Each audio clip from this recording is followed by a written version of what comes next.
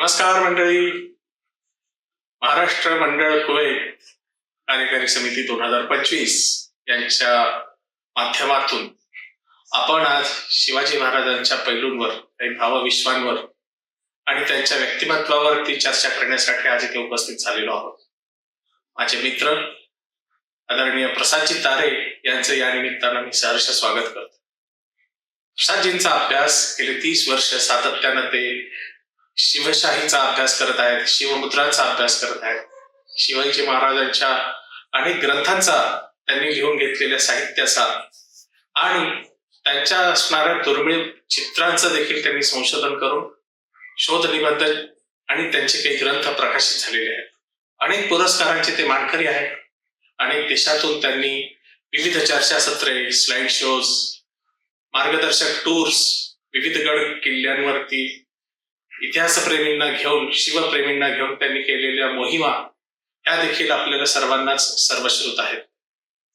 त्यांचा थोडक्यात परिचय करून देत असताना मी असं सांगेन की ते स्वतः व्यवसायानं इंजिनियर आहेत. टाटा मोटर्स या कंपनीमध्ये प्रोग्राम मॅनेजर या पोस्टवरती काम करत असताना, इंजिनिअरिंगचा अभ्यास करत असताना त्यांनी शिवाजी महाराजांविषयीच्या कार्याचाही अभ्यास हिरिरीनं केलेला आहे. आणि एक माणूस एखादा निश्चय घेतला, संकल्प केला की कसं कामात काम काढूनही आपली हॉबी, आपलं त्यातला इंटरेस्ट हा कसा पुढे नेऊ शकतात, याचं उदाहरण म्हणजे आदरणीय प्रसादजी तारे. प्रसादजी, आपलं स्वागत आहे. प्रसादजी, आज आपण भाषा दिन आणि शिवाजी महाराज जयंती जी तीच साजरी केली, या दोन्हीचा संयुक्त कार्यक्रम करत आहोत. ज्या महाराजांमुळं आज आपल्याला ही मराठी भाषा म्हणून जिवंत राहिलेली आहे. शिवाजी महाराज नसते तर कदाचित आपण मराठी म्हणवलं असतो का आणि मराठी भाषा राहिली असती का, असा प्रश्न प्रत्येकाच्या अंतःकरणामध्ये येतो.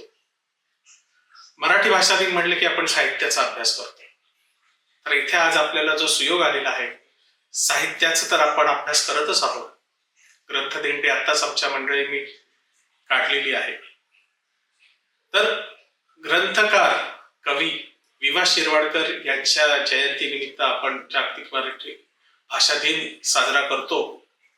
आणि ज्यांच्यामुळे मराठी भाषा टिकली, ज्यांच्या चरित्रावरती अनेक असे साहित्य निर्माण झाले, असे थोर चरित्रकार, स्वतः मूर्तिमंत शिवाजी महाराज यांची जयंती आपण साजरी करत आहोत. त्यांच्याविषयीचे आणि त्यांचे कार्य जाणून घेण्यासाठी आम्ही उत्सुक आहोत.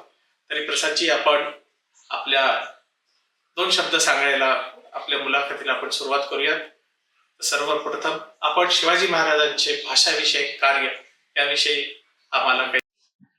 छत्रपती शिवाजी महाराजांचं आणि स्वराज्यातील भाषेचं, विविध भाषांचं आणि त्यातल्या त्यात मराठीचं हे विशेष असं नातं आहे.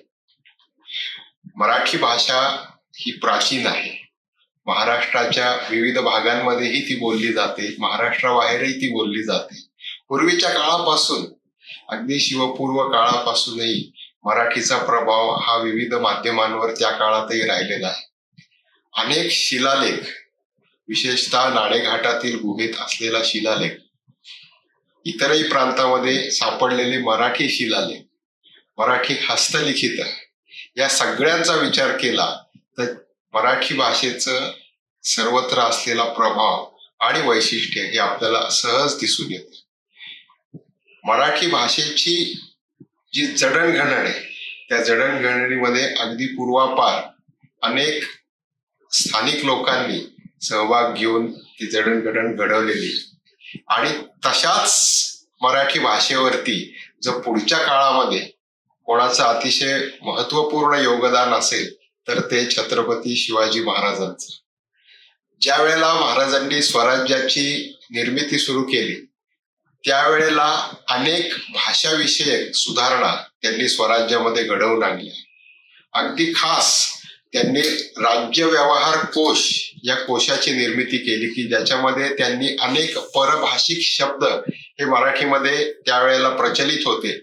त्या परभाषिक शब्दांना नवीन शब्दांमध्ये रूपांतरित करून किंवा योग्य असे प्रति मराठी शब्द शोधून त्यांनी त्याचं स्वरूप त्या काळामध्ये घडवलेलं आहे. आणि अशा मराठी शब्दांचा खजिना असलेला किंवा मराठी भाषा शब्दांचा कोश असलेला भाषाकोश ह्याची निर्मिती महाराजांनी केलेली. अगदी आपण महाराजांची जर राजमुद्रा बघितली किंवा महाराजांची जर नाणी बघितली तर त्यावरही आपल्याला स्थानिक लिपीचा, स्थानिक भाषेचा हा प्रभाव दिसून येतो. त्या काळातल्या ज्या राजमुद्रा आहेत त्या परभाषिक अशा स्वरूपाच्या असत, कारण परकीय सत्ता भारतावरती राज्य करतायत. त्यामुळे संबंध भारतावरती त्या काळामध्ये असलेला जो प्रभाव आहे भाषांचा, तो प्रभाव त्या काळामध्ये नाण्यांवरती आणि त्यावेळच्या ज्या इतर राजांच्या बादशांच्या राजमुद्रा आहेत त्यावरतीही पण दिसून येतो. पण महाराजांच्या उपक्रमांकडे आपण जर बारीक काही अभ्यासपूर्वक लक्ष दिलं तर आपल्या असं लक्षात येईल की महाराजांनी भाषाविषयक सुधारणा करत करत त्यांची राजमुद्रा, त्यांची नाणी आणि इतकंच नाही तर महाराजांनी पुढच्या काळात काही ग्रंथांची पण निर्मिती केली आहे. ते ग्रंथही पण त्यांनी मराठी भाषेमध्ये, देवनागरी लिपीमध्ये अशा स्वरूपात निर्माण केलेले. म्हणजे आपली भाषा, आपली लिपी यावरती महाराजांचं विलक्षण असं प्रेम आहे. आणि म्हणून स्वराज्याच्या विविध डिपार्टमेंट्स मध्ये सुद्धा त्यांनी आवर्जून प्रतिशब्दांची योजना केलेली आपल्याला दिसते. आणि त्याचंच प्रतिबिंब आपल्याला महाराजांनी निर्माण केलेल्या या भाषा कोशामध्ये बघायला मिळतं. हे झालं महाराजांच्या भाषा कोशाचं वैशिष्ट्य. दुसरं जे आहे त्याच्यामध्ये आपल्याला असं दिसून येतं की महाराजांनी जे किल्ले जिंकले शिवकाळामध्ये, जे गडकोट जिंकले, निर्माण केले, त्यांचीही पण नावं महाराजांनी बदलून शक्यतो नवीन त्यांना नावं दिलेली आहेत. आणि ती सुनियोजित अशी त्यांची कृती आहे. म्हणजे त्यावेळेला त्यांनी जाणीवपूर्वक काही ठिकाणांना, जसं उदाहरणार्थ खेळणा आहे त्याला विशाळगड अशा स्वरूपाची त्यांनी नावं दिलीत. किंवा महाराजांनी ऐन समुद्रामध्ये जो किल्ला बांधला मालवणच्या जवळ, ज्याला चारही बाजूंनी समुद्रांनी वेढलेला आहे, त्या काळात अशा समुद्री किल्ल्यांना किल्ले जजिरा, जजिरा म्हणजे पाण्यातला कोट असा शब्द होता, त्याला महाराजांनी सिंधुदुर्ग असं नाव देऊन मराठी एक प्रकारे त्याचं नामकरण त्यावेळेला केलेलं आहे. असं जरी असलं तरी शिवकाळामध्ये महाराजांच्या पदरी अनेक परकीय भाषांचेही पण जाणकार होते. महाराज त्यांचंही आवर्जून आपल्याकडे त्यांनी, कारण त्यावेळेला परराज्यांशी होणारा जो व्यवहार आहे, जे पत्र व्यवहार ज्याला आपण म्हणू किंवा जे कम्युनिकेशन म्हणू आजच्या भाषेमध्ये, हे त्या काळातल्या भाषेत होत असल्यामुळे महाराजांच्या पदरी परकीय भाषांचे जाणकारही होते.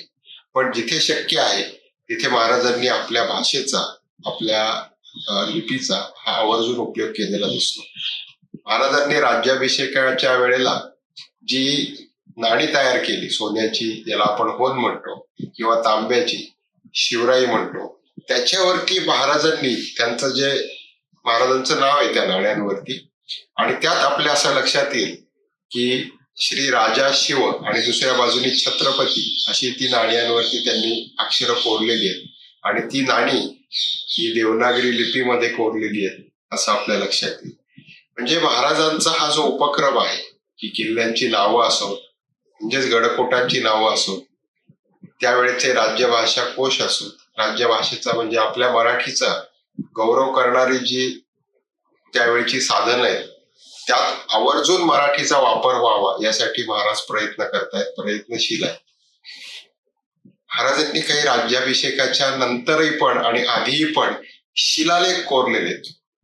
महाराजांचे एकूण 10 शिलालेख आज उपलब्ध आहे. आणि आपल्याला आश्चर्य, त्यातील काही महाराष्ट्रात आहेत, एक गोव्यामध्ये आहे, काही कर्नाटकमध्ये आहे, काही तमिळनाडूमध्ये आहे.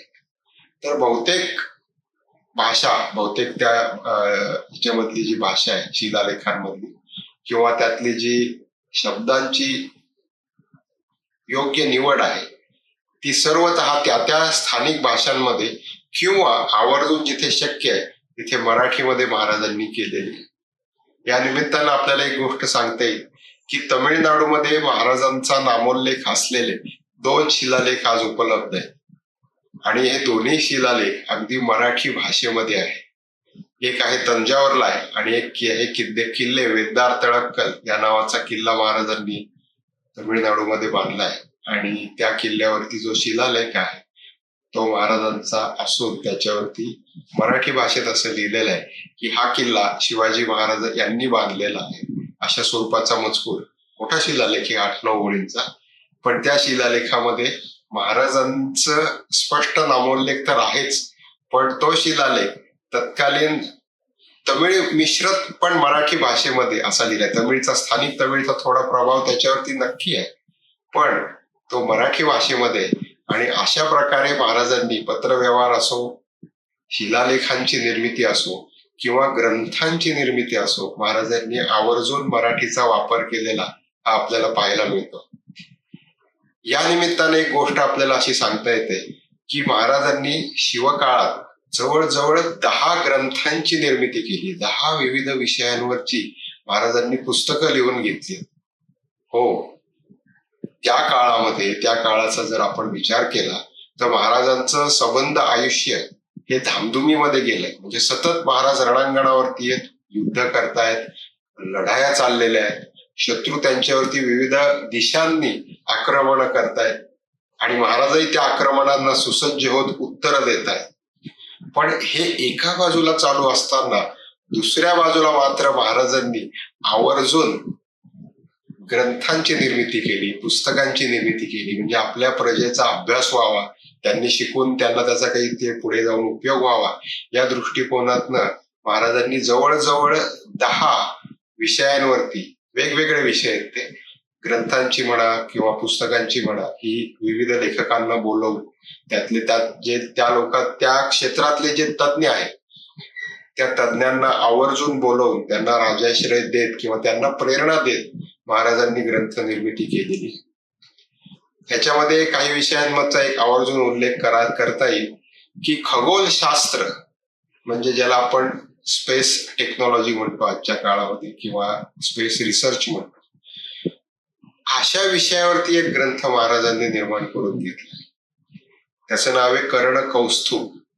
आणि या ग्रंथाची निर्मिती महाराजांच्या प्रेरणेतनं झाली असं त्याच्यामध्ये लिहिलं. हा झाला जसा एक विषय. तसा दुसरा विषय आहे, महाराजांनी एक अप्रतिम पोवाडा निर्माण करून घेतला. त्या पोवाडा ज्यांनी लिहिला किंवा रचला त्यांचं नाव आहे अज्ञानदास. आणि या अज्ञानदासांनी एक अतिशय उत्कृष्ट असा मराठी भाषेमध्ये, ज्याला मराठी भाषेचं लेणं म्हणता येईल असा पोवाडा शिवकाळामध्ये लिहिलेला आहे, रचलेला आहे. आणि तो महाराजांनाच त्यांनी गाऊन दाखवला, म्हणून दाखवला. अशा प्रकारे महाराजांनी, आणि तो महाराजांच्या पराक्रमाचा पोवाडा आहे, स्वराज्याच्या पराक्रमाचा पोवाडा आहे की प्रतापगडचं जे युद्ध आहे त्या युद्धामध्ये कोण कोण सहभागी झाला आणि त्यांनी कसे पराक्रम गाजवले याचा गौरवपूर्ण उल्लेख त्या पोवाड्यामध्ये आहे. म्हणजे स्वराज्यातील येणाऱ्या पुढच्या पिढ्यांना महाराजांच्या आणि त्यांच्या सैनिकांच्या, सरदारांच्या पराक्रमाचा आदर्श त्या काळात निर्माण व्हावा किंवा तो आदर्श डोळ्यासमोर ठेवून त्यांनी पुढचा पराक्रम गाजवावा, अशी योजना किंवा असं कारण त्या पोवाडा निर्मिती मागे असलं पाहिजे.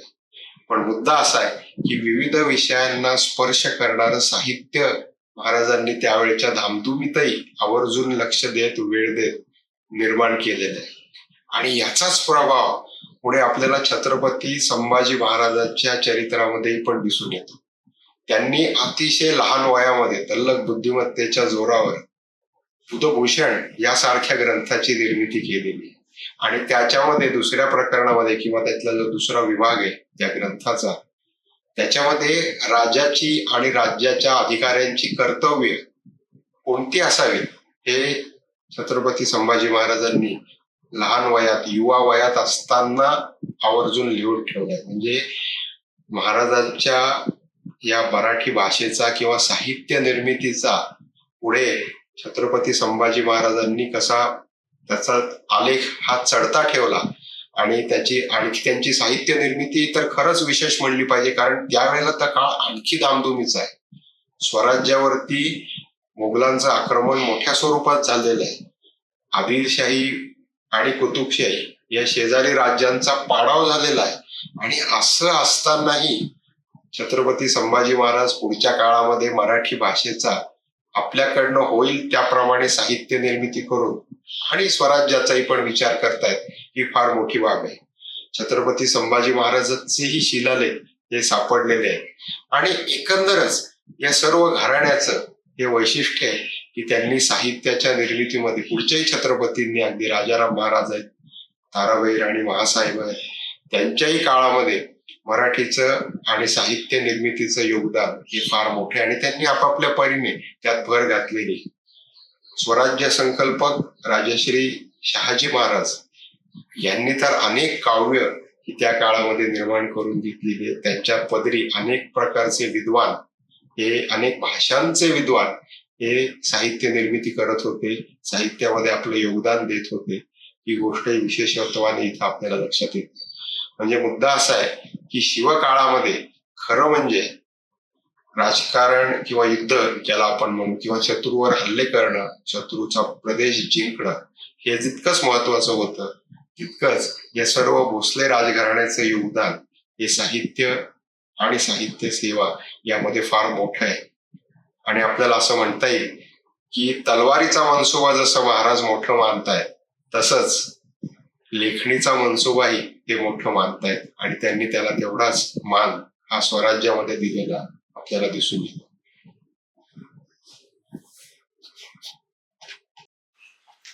धन्यवाद प्रसादजी, खूप सुंदर पद्धतीने आपण सांगितलं. आता आम्हाला थोडीशी त्यांच्याविषयी, त्यांनी जो संघर्ष केला, ज्या पद्धतीने स्वराज्याची निर्मिती केली, त्याविषयी आपण काही. छत्रपती शिवाजी महाराजांचं ध्येय हे फार मोठं आहे. खरं म्हणजे त्यांनी ज्या वेळेला स्वराज्य निर्मितीला सुरुवात केली त्यावेळेला त्यांच्यापाशी कोणतीही आर्थिक किंवा ज्याला आपण राजकीय म्हणू अशी स्वतःची पूर्वनियोजित व्यवस्था नव्हती मदतीला. असं असतानाही म्हणजे शून्यातनं महाराजांनी स्वराज्य निर्मिती केलेली. स्वतःचे किल्ले, स्वतःची मोठी आर्थिक संपत्ती म्हणजे स्वराज्याची किंवा राज्याची, असं महाराजांच्या मदतीला कोणतीही आधीची व्यवस्था नसताना राज्य निर्मिती करणे हा जगातला एकमेव प्रयोग छत्रपती शिवाजी महाराजांनी केलेला. तसं बघितलं तर महाराजांच्या विरोधात त्यावेळेला संपूर्ण दृष्ट्या राजकीय भारत जो आहे, 6 महासत्ता आहेत त्यावेळेला भारतामध्ये. त्यात विजापूर आहे, त्यात गोवळकोंडा आहे, त्यात जंजिरा आहे, त्यात गोवा आहे, त्यात मुंबईचे इंग्रज आहेत किंवा मोगल बादशाह आहेत. या 6 विरोधकांच्या तुलनेमध्ये एक अगदीच हाती कोणतेही राज्य नसलेली एक तरुण व्यक्ती उभी राहते आणि म्हणते की मी स्वतःचं राज्य निर्माण करून दाखवतो, आणि महाराज ते करून दाखवतात. हेच शिवाजी महाराजांचं वेगळेपण आणि वैशिष्ट्य आहे. आणि त्यांचं जे त्यातलं ध्येय आहे ते तर फार उदात्त आणि मोठं आहे.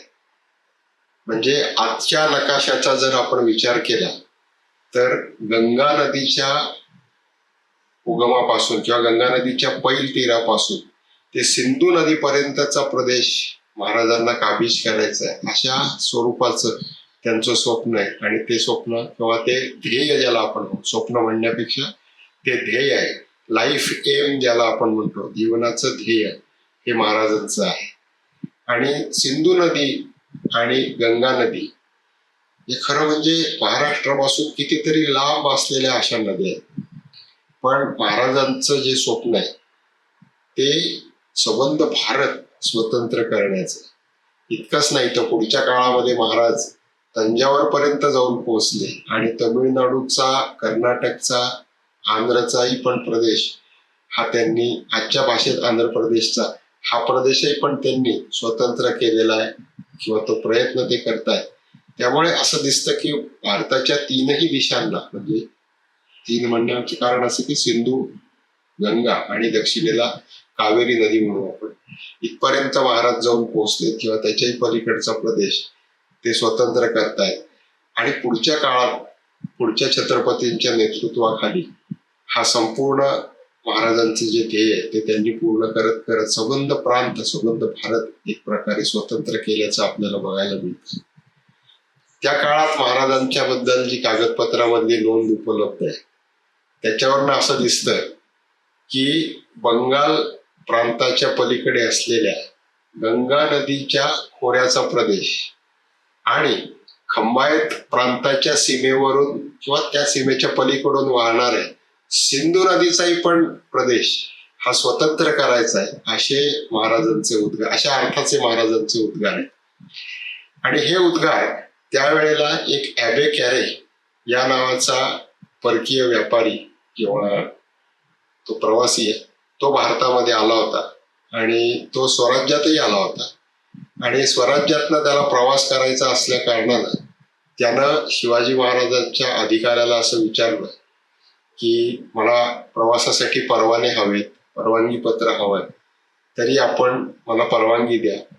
आणि त्या परवानगी घेण्याची ती प्रोसेस किंवा प्रक्रिया चालू असताना त्यांनी महाराजांना च्या ध्येयाबद्दल त्या अधिकाऱ्याला काही प्रश्न विचारले. त्यांनी जे उत्तर दिलं ते उत्तर म्हणजे हे आता आपण जी माहिती सांगतोय ते की गंगा नदी आणि सिंधू नदी हा या खोऱ्यातला प्रदेशही पण महाराजांना स्वतंत्र करायचा आहे, असं महाराजांचं मोठं जीवन ध्येय आहे.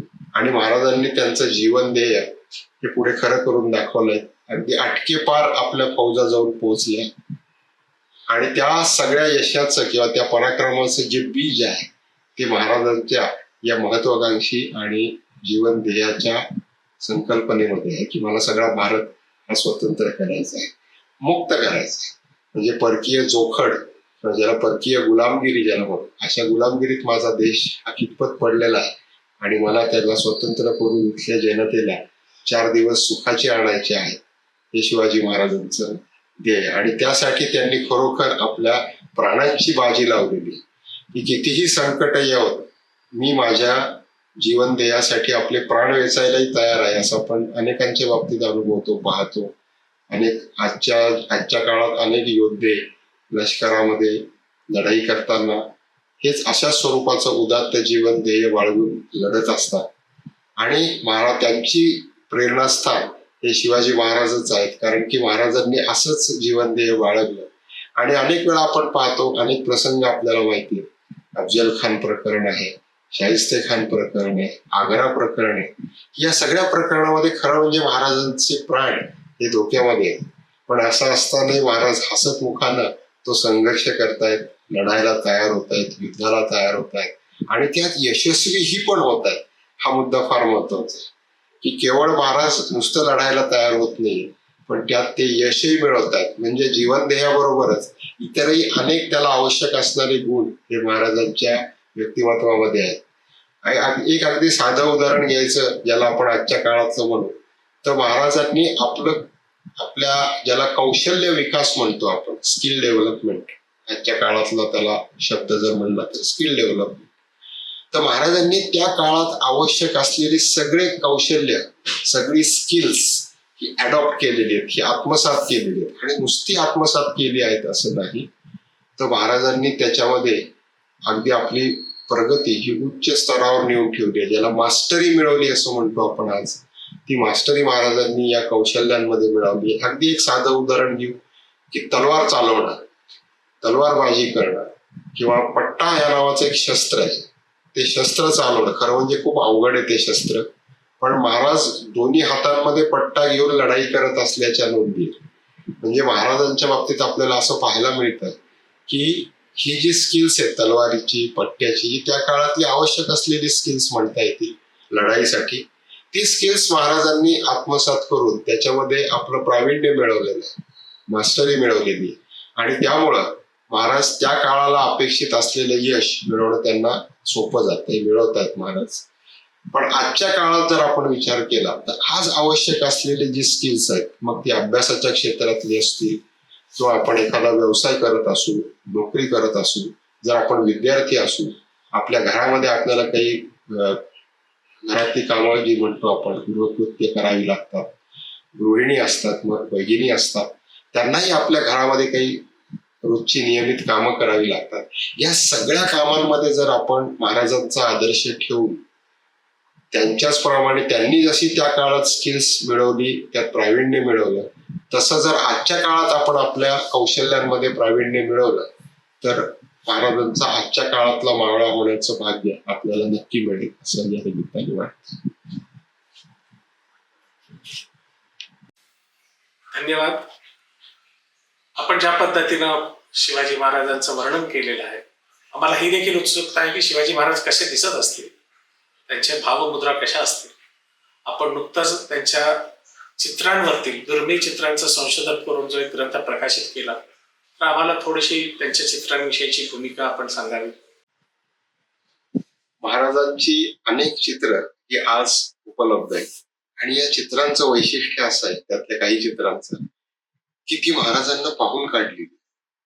म्हणजे चित्रकार आणि महाराज किंवा महाराजांच्या समोर चित्रकार उभा आहे, समोर म्हणजे एका बाजूला चित्रकार उभा आहे आणि त्यांनी महाराजांना पाहून काढलेली चित्रे आहेत. कारण त्या काळामध्ये फोटोग्राफी नाहीये, त्यामुळे जर एखाद्याचं चित्र काढायचं असेल तर त्या व्यक्तीसमोर जाऊन उभं राहिल्याशिवाय आपल्याला चित्र काढता येणार नाही. आणि महाराजांच्या या सगळ्या चित्रांवरती नजर टाकल्यावर अशी गोष्ट लक्षात येते आपल्या, की या चित्रांमध्ये साम्य आहे. याचाच अर्थ असा की ती कल्पनेनं न काढता प्रत्यक्ष महाराजांसमोर उभं राहून काढलेली. त्यातली अनेक चित्र आज उपलब्ध आहेत, ती जगातल्या वेगवेगळ्या म्युझियम्स मध्ये आहेत. आकाराने छोटी आहेत, कारण त्या काळामध्ये मोठी चित्र काढण्याची परंपरा नव्हती, पद्धत नव्हती. छोट्या साईजची ज्याला आपण म्हणू मिनिएचर पेंटिंग असं त्याचं स्वरूप आहे. पण या चित्रांमधील महाराजांचं जी व्यक्तिमत्व आहे किंवा व्यक्तिरूप आहे ते पाहिल्यावरती असं लक्षात येतं, अनेक जणांनी महाराजांना पाहून महाराज कसे दिसतात याचंही पण वर्णन केलेलं आहे. जवळजवळ 19 ते 20 वर्णनं ही आतापर्यंत उपलब्ध आहेत महाराजांच्या व्यक्तिरूपाची. त्यातलं एक तर व्यक्तिरूप वर्णन महाराज अगदी आग्र्यात असताना केलं गेलेलं आहे. म्हणजे परकालदास नावाचा एक मोगलांचा किंवा मिर्जा राजांचा अधिकारी आहे, त्यांनी त्या काळात महाराजांना पाहून एक पत्र लिहिलेलं आहे आणि त्या पत्रामध्ये महाराज कसे दिसतात हे त्यांनी वर्णन करून ठेवलेलं आहे. अशी महाराजांची वर्णनही पण उपलब्ध आहेत आणि महाराजांची चित्रही पण उपलब्ध आहेत. आणि यावरनं असं आपल्या लक्षात येतं की एक अतिशय सुप्रसन्न असं व्यक्तिमत्व, अत्यंत भव्य कपाळ, पाणीदार डोळे, चढणीदार भिवया, काळी आणि खुलून दिसणारी दाढी आणि चेहऱ्यावरती स्मितहास्य. खरं म्हणजे एवढा संघर्ष आहे शिवाजी महाराजांच्या जीवनात. याला आपण म्हणतो आजच्या भाषेमध्ये टेन्शन येईल, निर्माण होईल, असे कितीतरी तणावाचे प्रसंग महाराजांच्या जीवनात रोज येत आहेत. स्वराज्यावरती ती आक्रमणा परकीयांची कायम चाल करून येत आहेत. असा तणावाचे प्रसंग असूनही महाराज मात्र सुप्रसन्न आहेत. अतिशय हसतमुखानं आणि आनंदानं ते या कठीण परिस्थितीला सामोरे जातात.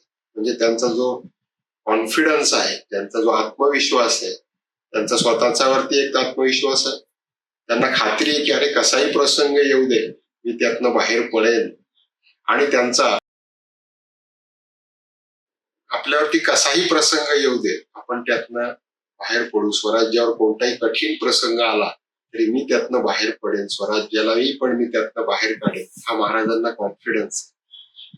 भवानी देवीवरती, आपल्या आई वडिलांवरती त्यांचा थोर विश्वास आहे आणि त्या विश्वासातून आणि महाराजांना स्वतःच्या वरती असलेल्या कॉन्फिडन्स वरून त्याच्यामुळे त्यांच्या चेहऱ्यावरती स्मितहास्य, त्याला आपण महाराज सहजावस्थेत आहे असं म्हणतो. म्हणजे अगदी सहजपणे त्यातनं या प्रसंगातनं मी बाहेर पडेन हा आत्मविश्वास त्यांच्या चेहऱ्यात आणि त्यांच्या व्यक्तिमत्वात आपल्याला पाहायला मिळतो.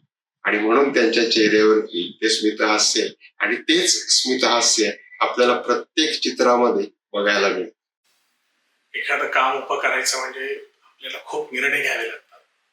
हे निर्णय घेताना कधी बुद्धीचा उपयोग होतो, कधी आपल्याकडे त्याचं ज्ञान नसतं, पण तरीही निर्णय घ्यायचे असतात, ज्याला आपण अंतःप्रेरणा म्हणतो. थोडक्यात जर आम्हाला तुम्ही शिवाजी महाराजांनी कुठे तर्काने निर्णय घेतले असतील, कुठे त्यांनी इंट्युशनचा वापर केला असेल, याविषयी थोडस 2 शब्द सांगा. महाराज ज्या वेळेला आग्र्याला औरंगजेबाच्या भेटीला गेले होते त्यावेळेला दरबारामध्ये त्यांना अनेक अवमानकारक प्रसंगांना सामोरं जावं लागलं. किंबहुना महाराज आग्र्याला येतानाच वाटेमध्ये त्यांच्यावरती जाणीवपूर्वक अवमानाचे प्रसंग आणले गेले आणि महाराजांच्या लक्षात आलं की इथे केवळ आपलाच नाही तर आपल्या स्वराज्याचाही पण अपमान होतो. आणि म्हणून महाराजांनी ते अपमानाचे प्रसंग सहन केले नाही आणि पुढे महाराजांनी औरंगजेबाला अगदी भर दरबारामध्ये तोडीसतोड उत्तर देत त्याला आपला बाणेदारपणा, आपल्या राज्याचा स्वाभिमान हे आपलं सडेतोडपणातनं दाखवून दिले. खरं म्हणजे बादशहाच्या दरबारामध्ये कोणीही मोठ्या आवाजात त्याच्याशी बोलायचं नाही अशी एक दरबारी रीत त्या काळामध्ये होती.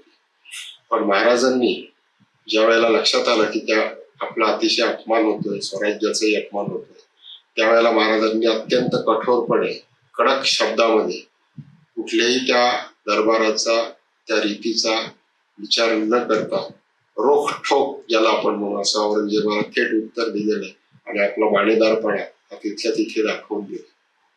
अर्थातच औरंगजेब त्यामुळे त्याच्यातलं जे मूळ कपट प्रवृत्ती आहे ती जागी झाली आणि त्याने महाराजांना बंदिवान बनवलं किंवा बंदिवासात ठेवलं.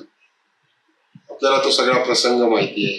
पुढे महाराज त्यांच्या युक्तीने त्यातनं सुटले, त्यांनी आपली सुटका करून घेतली. पण यात एक गोष्ट महत्वाची आहे की आपण विचार करा की महाराज त्या बंदिवासामध्ये आहेत. औरंगजेबाचा जागता पहारा हा महाराजांभोवती सगळ्या बाजूंनी त्याचे पहारेकरी आहेत.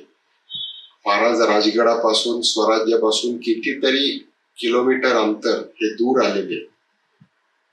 महाराजांपाशी फार थोडं मोजकं असं सैन्य आहे आणि आता इथून सुटून परत महाराष्ट्रात जायचंय या विचाराचा मोठा ताण हा महाराजांवर पडतोय.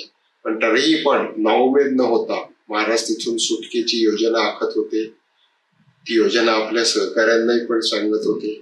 महाराजांचं आणि त्यांच्या सहकाऱ्यांचं किती कौतुक आहे त्याच्यामध्ये.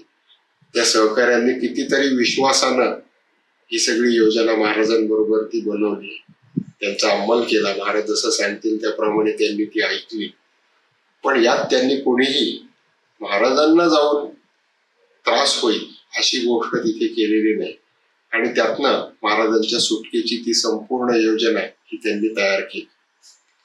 इकडे औरंगजेबही विचार करतोय की आपण काही ना काही करून महाराजांना इथेच आग्र्यामध्ये कसं अडकवून ठेवता येईल आणि प्रसंगी त्यांचा घात करता येईल ह्याचे औरंगजेबाचेही पण डावपेच हे निश्चितपणे चालू आहे. तोही विचार करतोय की हे कसं सोयीने आणि सोप्या पद्धतीनं पार पाडता येईल. कारण मध्ये महाराजांच्या मदतीला असलेला मिर्झा राजांचा पुत्र रामसिंग हा त्यावेळेला महाराजांच्या मदतीला तिथे आग्र्यामध्ये आहे आणि त्यामुळे त्याचा विरोध हा महाराजांना घात करताना त्याचा विरोध होईल याचाही विचार औरंगजेबाला करावा लागतो. पण इथे एक गोष्ट आपण लक्षात घेतली पाहिजे की महाराज ज्या वेळेला सुटकेचा विचार करतायत, प्रयत्न करतायत, त्यावेळेला त्यांच्या अंतःप्रेरणेने, ज्याला आपण इंट्युइशन म्हणतो, त्यांना अंतःप्रेरणेने जाणवतंय की आज नाही उद्या औरंगजेब आपला नक्कीच घात करणार आणि म्हणून महाराज सतत विचार करतायत की इथून आपण कसं बरोबर निसटायचं, ज्याला आपण तर्क म्हणतो, अनालिसिस म्हणतो, त्या पद्धतीनं महाराजांनी तो विचार केला आणि महाराज आग्र्यावर त्या नजर कैदेतनं सहज औरंगजेबाने त्यांच्यापर्यंत आपले पाश पोहोचवण्याच्या आधीच महाराज तिथून सुखरूपरित्या अलगद निसटले आणि पुन्हा महाराष्ट्रात सुखरूप परत आले. मला असं वाटतं याच्यामध्ये महाराजांची जी विचारशक्ती आहे, महाराजांचा जो तर्क आहे, महाराजांची जी अंतःप्रेरणा आहे, त्यांची जी ज्याला आपण थॉट प्रोसेस म्हणतो, सिस्टमॅटिक थॉट प्रोसेस, तर्कशुद्ध विचारसरणी, या सगळ्यांचा फार मोठा विचार किंवा योगदान आहे आणि महाराजांनी आपल्या सगळ्या विचारशक्तीच्या आधारावरती आपल्या स्वराज्यावर आलेलं संकट हे परतवून लावले. शिवाजी महाराजांनी अनेक संकटांचा सामना केलेला आहे. हे संकट करत सामना देत असताना देखील त्यांची जी जीवनाविषयीची निष्ठा होती, काहीतरी करण्याची जी धमक होती आणि जो स्वराज्याचा संकल्प होता, हा संकल्प त्यांनी कसा टिकवला असेल, कशा पद्धतीनं त्यांनी काम केलं असेल, ह्या संकटांना सामना कसा दिला असेल, याविषयी आपल्या प्रत्येकाच्या अंतःकरणामध्ये एक चिकित्सा आहे, उत्सुकता आहे. तर कृपया आम्हाला आपण यांच्याविषयी थोडक्यात सांगावं. महाराजांच्या आपण संबंध चरित्रावर नजर टाकली तर आपल्या असं लक्षात येतं की ज्या ज्या वेळेला संकटाची तीव्रता जास्त त्यावेळेला महाराजांचं आणि त्यांच्या सहकार्यांच्या उत्साहाला उधाण येते. म्हणजे संकट जर जास्त तीव्रतेचं आलं तर डगमगून न जाता त्याला अधिक उत्साहाने ही सगळी मंडळी सामोरी जाताना दिसत आहेत. खरं म्हणजे त्यांच्यावर आलेल्या संकटांची तीव्रता ही आपल्यापेक्षा कितीतरी पटींनी जास्त आहे. आजचा आपला काळामध्ये आपण फार सुरक्षित आणि सुसह्य असं जीवन जगतोय. आपल्या मदतीला तर टेक्नॉलॉजी आहे, पण महाराजांच्या काळामध्ये या सर्व सोयी सुविधा नसतानाही आणि संकटाची तीव्रता कितीतरी पटींनी जास्त असतानाही त्यांचे सहकारी आणि महाराज स्वतः अत्यंत धीरानं प्रसंगाला सामोरे जात आहेत. मग आपल्याला जर आज त्यांचा आदर्श डोळ्यासमोर ठेवायचा असेल तर आपल्याला त्यांचा तो धीरोदात्तपणा नजरेसमोर ठेवून लहान मोठ्या आपल्या आयुष्यात आपल्याला अनेक कठीण प्रसंग येतात. त्यावेळेला आपल्याला तितक्याच उत्साहाने त्या प्रसंगांना सामोरं जाता येईल जर आपण महाराजांचा आदर्श ठेवून आजचं आपलं जीवन जगलो तर. आणि आपल्याला एक गोष्ट लक्षात येईल की हे सगळं करताना महाराज स्वतःसाठी न करता हे राज्य रयतेसाठी निर्माण करतात. म्हणजे बाकी बादशहांची राज्य ही त्यांच्या त्यांच्या नावांनी ओळखली जातात आजही. म्हणजे आपण म्हणतो हे मुघलांचं राज्य, हे विजापूरच्या आदिलशहाचं राज्य किंवा कुतुबशहाचं राज्य. त्या बादशाहीचे जे प्रमुख आहेत जंजिऱ्याला आपण सिद्धींचं राज्य म्हणतो. तर या त्यांच्या त्यांच्या नावांनी ही राज्य ओळखली जातात. पण महाराजांचं राज्य मात्र महाराजांच्या स्वतःच्या किंवा राजघराण्याच्या नावाने ओळखलं जातात. तेव्हाही आणि आजही ते रयतेचं राज्य म्हणून ओळखलं गेलं. म्हणजे महाराज रयतेला अतिशय मन लावून जपतायत, सांभाळतायत. लहान मुलाची आई जशी काळजी घेते तसं महाराज प्रजेची काळजी घेतात. महाराजांचा एक हुकूम फार छान आहे, आपल्याला त्याचे भाग असेल. म्हणजे आपल्याला एक वाक्य तर सगळ्यांना माहिती आहे की रयतेच्या भाजीच्या देठासही हात न लावून. म्हणजे भाजी जे रयत भाजी निर्माण करते, शेती करून भाजीची निर्मिती करते, तर ती भाजी तुम्ही विकत आणली पाहिजे असं महाराज आपल्या सैनिकांना बजावतात. की बिलकुल इतर सैनिकांप्रमाणे, इतर म्हणजे इतर राज्याच्या सैनिकांप्रमाणे तुम्ही जाऊन मनाला येईल त्या भाज्या शेतामधनं डायरेक्ट तोडून न आणता, म्हणजे बळजबरी न करता साधारणतः त्या शेतकऱ्यांकडे तुम्ही जा आणि ते सांगतील त्या योग्य वाजवी दराला त्यांच्याकडून तुम्ही त्या विकत आणा. सरकारतर्फे त्या खरेदी करा आवश्यकता पडली तर, असं महाराज सांगतायत. की आपल्या सगळ्यांना ही कथा, ही गोष्ट माहिती, हे वाक्य माहिती. पण आणखी एक वाक्य फार छान आहे की ज्या वेळेला स्वराज्याचं सैन्य हे परराज्यात जाईल, आपल्या राज्यात तर आपण काळजी घेऊच, पण ज्या वेळेला परराज्यात जाईल त्यावेळेला मार्ग असे निवडा की तिकडच्याही पण शेतीचं नुकसान होणार नाही. हे महाराजांचं ध्येय, हे महाराजांचं धोरण आहे. म्हणजे महाराजांची भूमिका ही एकंदर मानवतेला कशी उपकारक आहे, मदत करणारी आहे, हे यातनं दिसून येते. की अरे शेत जरी असलं तरी ते त्यांनी घाम गाळलेलं आहे, त्याला तुम्ही त्रास होणार नाही, अशा प्रकारे तुम्ही तुमच्या जाण्याची व्यवस्था करा, मार्ग आखा, किंवा वाटेमध्ये जी शेतं लागतात त्याची नासाडी करू नका. अशा अर्थाचं महाराजांची काही वाक्य आज उपलब्ध आहेत, ती सापडलेली. म्हणजे आपल्याला म्हणायचं असं आहे की महाराज प्रजेची अतिशय काळजी घेत आहेत, त्यांना प्रेरणा देत आहेत, स्वतः उत्साहाने आघाडीवर जाऊन युद्ध करतायत, संरक्षणासाठी धावून जात आहेत. हे आपल्याला एका बाजूला दिसतं. तसं दुसऱ्या बाजूला आपल्याला एक गोष्ट अशी लक्षात येते की महाराज आपल्या प्रजेला प्रेरणा पण फार चांगली देतात. म्हणजे कठीण काळामध्ये आपल्या प्रजेचंही पण, ज्याला आपण म्हणू मनोबल, मनोधैर्य हे उंचावलेलं राहील याबद्दल महाराज अतिशय आग्रही आहेत. त्यांना सपोर्ट देण्यासाठी, त्यांना मदत करण्यासाठी महाराज धावून जातात. आणि त्यामुळे विविध राज्यांचं एवढ्या मोठ्या प्रमाणावरती आक्रमण होत असताना देखील महाराज अतिशय धीरोदात्तपणे आपल्या सैन्यासह, आपल्या प्रजेसह त्यांना सामोरं जाते. खरं म्हणजे महाराजांची प्रजा ही सर्व बाजूंनी होणाऱ्या आक्रमणाने सतत आक्रमण होत आहेत. म्हणजे स्वराज्याचा जो एकूण कालखंड बघितला तर महाराजांवर, स्वराज्यावर ही सतत आक्रमण होत आहेत. पण अशी आक्रमण होत असताना देखील स्वराज्यही पण तितक्याच उमेदीनं आणि धैर्यानं या सगळ्या प्रसंगांना सामोरं जाते, कारण त्यांनी महाराजांचा आदर्श ठेवलेला. दुसरी गोष्ट महाराजांच्या जीवनामध्ये आणि मावळ्यांच्याही पण जीवनामध्ये दिसून येते ते म्हणजे ज्याला आपण योजकता म्हणतो. म्हणजे डे टू डे ऍक्टिव्हिटीज मधलं ज्याला प्लॅनिंग म्हणतो, ते प्लॅनिंग इतकं महाराजांचं चांगलं आहे की लहान मोठा कोणताही प्रसंग असो, महाराज त्याला योजनापूर्वक तयारीपूर्वक सामोरं जात आहेत. त्यामुळे त्यांना यश मिळवणं हे अधिक सोपं जातं. म्हणजे अगदी एकदम आग्र्याहून सुटका किंवा लाल महालावर छापा ही मोठी प्रकरणं जरी आपण पाहिली तरी महाराजांनी अगदी विचारपूर्वक योजना तयार केलेली आहे आणि मग त्याप्रमाणे त्या योजनांना त्यांनी हात लावला. म्हणजे तो प्रसंग त्यांनी घडवून आणला.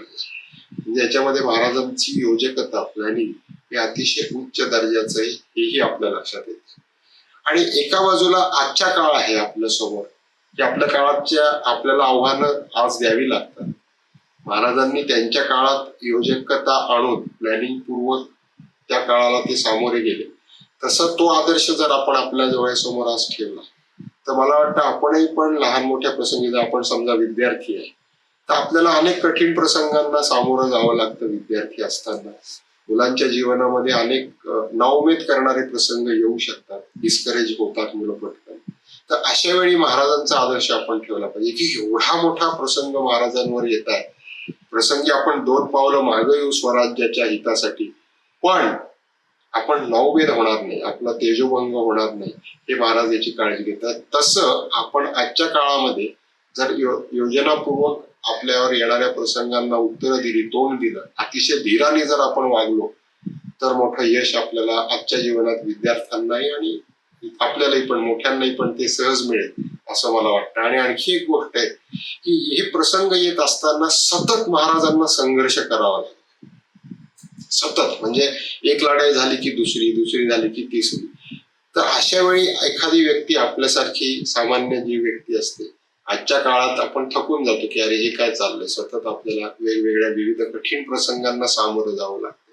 पण महाराजांचं तसं नाहीये. महाराज सगळी हयात कठीण प्रसंगांना सामोरं जात आहेत आणि तेही उत्साहाने आणि आनंदाने सामोरं जात आहेत. कारण त्यांच्याकडे असलेले स्किल्स, त्यांच्याकडे असलेली मॅनपॉवर, याचा ते विचार करून प्लॅनिंग पूर्वक त्याला तोंड देत आहेत. तसं आजच्या काळामध्ये जर आपण त्याला सामोरं गेलो, आपल्याला जर त्या प्रसंगांना उत्तरं देता आली तर आपल्यालाही आजच्या काळात आपल्या लहानशा जीवनामध्ये महाराजांचा आदर्श डोळ्यासमोर ठेवून आपल्याला यश मिळेल अशी माझी नक्कीच खात्री. खूप छान आपण याच्यामध्ये ज्या पद्धतीनं शिवाजी महाराजांचे काही पैलू उलगडून दाखवायचा प्रयत्न केलेला आहे. निश्चितच आपल्याला त्यांचं चरित्र अभ्यास करत असताना एका सेशननी किंवा एका ग्रंथ वाचून किंवा एखादा चित्रपट बघून निश्चितच होणार नाही, पण कुठेतरी त्यांचा प्रेश आपल्याला मिळत राहावा, कुठेतरी ते स्मरण होत राहावं, या निमित्तानं आपण अशा चर्चासत्रांचं आयोजन करत असतो. प्रसादजी, आपणही काही उपक्रम या निमित्तानं करत असतात. आमच्या कुवेतमधील मंडळींना जर आपल्याशी संपर्क करायचा असेल, ह्या अभ्यासामध्ये आणखी पुढे आपल्यासोबत काही काम करता येत असेल तर त्याविषयी आम्हाला काही आपण सांगू शकता? आपल्या मराठीच्या आणि इतिहासाच्या त्यातल्या त्यात अनेक मोहिमा आपण इथे तयार करत असतो. आपल्या विविध ठिकाणांना, किल्ल्यांना, ऐतिहासिक स्थळांना आपण भेटी देतो. तिथे जाऊन आपल्या नव्या पिढ्यांना याबद्दल आत्मीयता, जिव्हाळा कसा वाटेल, कारण आजच्या पिढीला इतिहास हा जुन्या पद्धतीने जसाच्या तसा सांगितला तर कदाचित आवडत नाही, कारण त्यांची जी अभ्यासाची पद्धत आहे ती बदललेली. आपण आमच्या लहानपणी जी पद्धत होती आणि आताच्या मुलांची जी टेक्नॉलॉजी बेस्ड पद्धत आहे, फरक आहे. त्यामुळे आपण एखादा किल्ला दाखवताना त्याचं आर्किटेक्चर, त्यातलं विज्ञान, त्यातलं महत्व, अशा गोष्टी सांगून जर त्याला इतिहासाची महती सांगितली तर ती मुलांना अधिक आवडते. तर आम्ही अशा स्वरूपाच्या अनेक इतिहासाच्या मोहिमा या करत असतो. विविध ऐतिहासिक स्थळं, किल्ले, वारसा स्थळं, ज्याला हेरिटेज साईट म्हणतो, अशा ठिकाणी आपण हेरिटेज वॉक नेत असतो. तिथे मुलांना नेऊन आवर्जून दाखवतो. मोठेही आपल्या मोहिमांमध्ये सहभागी होतात आणि स्वराज्याच्या गौरव गाथा जिथे आपल्याला सांगता येतील, आवर्जून दाखवता येतील, अशी अनेक स्थळं आपल्याला सुदैवानं लाभलेली आहेत, महाराष्ट्रामध्ये उपलब्ध आहेत. तर त्या सर्व ठिकाणी आपण भेटी देतो. मग त्यात लेणी आहेत, प्राचीन मंदिरे आहेत, ज्या मंदिरांमध्ये अनेक स्वरूपाचे तत्वज्ञानाचे अर्थ आहेत, अशाही पण अनेक जागा आपल्या महाराष्ट्रामध्ये आहेत. तसेच किल्लेही पण आहेत स्वराज्याचे आणि महाराजांचे अनेक गडकोट आपल्या सद्भाग्यानं महाराष्ट्रामध्ये उपलब्ध आहेत, आजही चांगल्या स्थितीत आहेत. हे आपण सगळे जाऊन पाहू शकतो, मुलांनाही पण दाखवू शकतो. अशा अनेक स्वरूपाच्या ऐतिहासिक मोहिमा या आपण करत असतो. त्याचबरोबरीनं मराठी आणि इतिहासाच्या संवर्धनासाठी अनेक कार्य या भागामध्ये चालतात, विशेषतः मंडळांमध्ये चालू असतात. त्यातही आपण सहभागी होऊ शकता. पण मला विशेष कौतुक याचं वाटतंय की भारतापासून इतक्या लांबवर असताना देखील मराठी भाषेवर आणि स्वराज्यावर आपलं असलेलं नितांत प्रेम आपण हे तिथे शिवजयंतीच्या माध्यमातून किंवा मराठी भाषा गौरव दिनाच्या माध्यमातून हा तिथे आपण ते व्यक्त करतात, साजरं करतात. ही विशेष महत्वाची गोष्ट आहे. आणि त्याबद्दल तिथे असलेले महाराष्ट्र मंडळाचे पदाधिकारी, विशेषतः अध्यक्षा साडेकर मॅडम आणि पाटील मॅडम यांचं मी विशेष अभिनंदन करतो. आणि तिथल्या मंडळाच्या सर्व पदाधिकाऱ्यांना आणि महाराष्ट्र मंडळाच्या सर्व सदस्यांना देखील शिवजयंतीच्या शुभेच्छा देतो. आणि या निमित्तानं आपण करत असलेलं हे जे समाजोपयोगी कार्य त्याचंही पण आपण अभिनंदन करू शकतो, केलं पाहिजे खरं म्हणजे. आणि त्याला जोडून तिथून पुढे विशेषतः जी पुढची पिढी आहे त्याच्यामध्ये एक प्रकारे कळत न कळत, कारण मराठी भाषेचं जे वैभव आहे हे जे जोपावे तो त्यांच्यापर्यंत व्यवस्थित पोहोचतंय. जसं जसं ते पोहोचेल तसं त्यांच्या जीवनाला अनेक महत्वाच्या गोष्टी त्यातनं मिळणार आहेत. त्या मिळण्यासाठी आपण करत असलेल्या प्रयत्नांचं इथं कौतुक करतो आणि आपल्याला मनापासून धन्यवाद देतो. तरी बहुत काय बोलणे, आमचे अगत्य असो द्यावे हीच विनंती. विज्ञापन. धन्यवाद प्रसादजी. आपण थोडक्या वेळामध्ये शिवाजी महाराजांचे अनेक पैलू उलगडून दाखवले. आम्हाला निश्चितच अशी आशा आहे की लवकरच आपण प्रत्यक्ष कुवेतला यावं, आमच्या मंडळीसोबत आणखी जास्त वेळ याच्यावरती चिंतन करावं. यानिमित्त मंडळाच्या वतीने, सर्व तिथल्या मराठी बांधवांच्या वतीनं मी आपल्याला आमंत्रण देतो आणि आपण सर्वांनी हा कार्यक्रम शांतपणे ऐकून घेतला त्यानिमित्तानं आपल्या सर्वांनाही अभिवादन करतो आणि आपल्या सर्वांच्या वतीनं शिवाजी महाराजांना मानाचा मुजरा. धन्यवाद.